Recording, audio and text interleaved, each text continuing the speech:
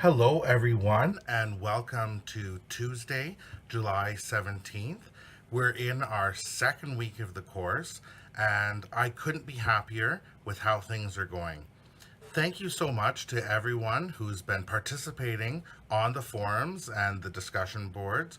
What I love to see is not just the collaboration, but how you're actually including some really solid research. You're pulling articles into your discussion and having collaborative discussion back and forth. So I think that's really excellent, and I hope everyone keeps up with that, keeping in mind that assignment 5 is a review and reflection of how you've created a community of learners together. So that really is a critical piece of this course.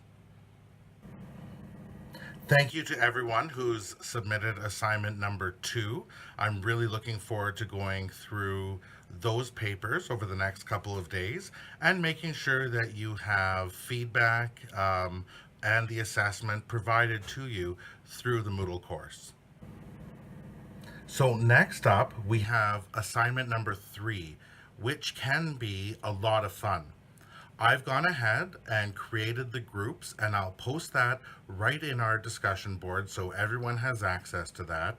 They are groups of 3 that have been set up based on the answers that you put in the doodle of when you're available. Now, each group of 3 is responsible for getting together and working on the assignment in whatever way works for the 3 of you. If that means that you're meeting in person if you can, if you're connecting on the telephone, email, Google Doc, whatever makes the most sense for the 3 of you to get together, that's your work from now until next Tuesday. So you do have a full week to get together, work on your assignment, and make sure that it's ready by the time you present on Tuesday or Wednesday. Now, for the presentation, each group will only have about 20 minutes to present and to answer any questions. So in order to use our time most wisely, what I'm asking for is each group to make sure that you present your materials online in our forum the day before. That will give every other group the opportunity to read through your material and come up with their questions. That way, during those 20 minutes, you don't have to spend a lot of time in explanation.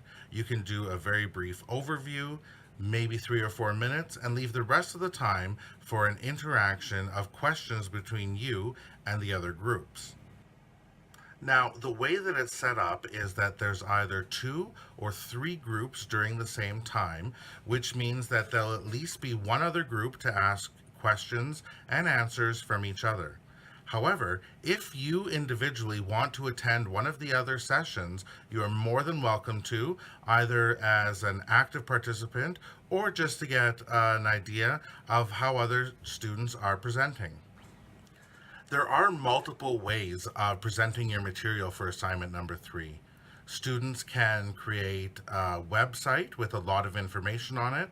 You could create a brochure, a presentation, something that you might present on the road as you're explaining the benefits of your school. You might want a video, you might want promotional information, you might want a combination of all of these. Really, the sky's the limit when it comes to how you want to show off your created online school. One thing I really appreciate about assignment number 3 is that it's so focused on a purely online environment that it makes you really think and stretch your imagination of what that might look like. Now, I totally understand very few of you are going to end up working in a fully online school, but by going through this process and looking at all of the intricacies that are required, it really helps you understand how you could best use some of these tools in a traditional classroom that you're probably going to end up spending your career in. I really love this assignment because it gives you the opportunity to be totally creative in how you design your own online school. It gives you the chance to be very thoughtful, using information that you've already studied and the research you've already done. What makes a good online learner? What sorts of tools and techniques and training do teachers need to be successful? And what are some of the logistics? What are some of the scheduling, bell times if they exist, funding? All of those pieces are really important to look at as well. It gives you a lot of freedom in what you create, how you create it, and really sparks some great conversation. Once again, thank you all so very much for your participation on the forums and the discussion boards. It's really excellent quality work I'm seeing in there.